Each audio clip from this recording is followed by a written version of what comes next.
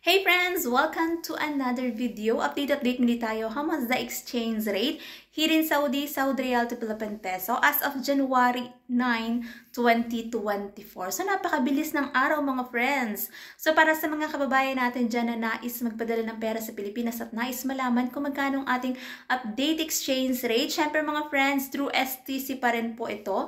Magkakaiba po ang palitan ng bawat bangko pero konti lang naman ang difference nun.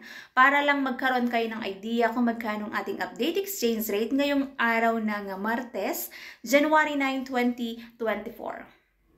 Update natin, 1 real equivalent ng 14.75 pesos. Medyo tumaas mga friends ang ating exchange rate. Siyempre matutuwa ang ating mga kapwa OFW dyan na nais magpadala ng pera sa Pilipinas kasi medyo tumaas ng konti. Kasi batid naman natin mga friends na mataas ang bilihin sa Pilipinas.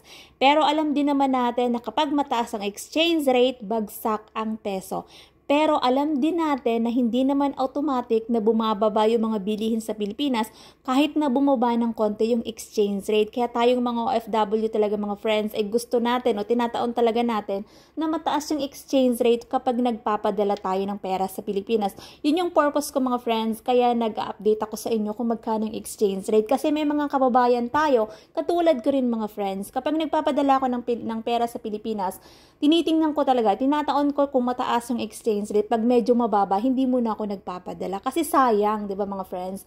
Sayang kahit na konti lang yung itinaas, sayang yun kung medyo malaki yung ipapadala mo sa Pilipinas. So, syempre, pag nagpapadala tayo ng pera sa Pilipinas, meron tayong binabayaran na transfer fee at meron din po yung VAT. Ang lagi ko pa rin paalala para sa bawat isa sa atin, matuto tayong mag-ipon, magtipid at matutong mag-invest. Maging habit natin mga friends ang pag-iipon dahil alam natin na mahirap ang buhay sa ibang bansa.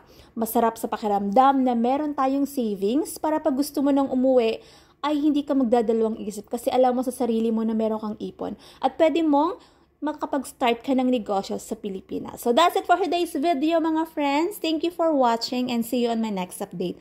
God bless everyone. Much love!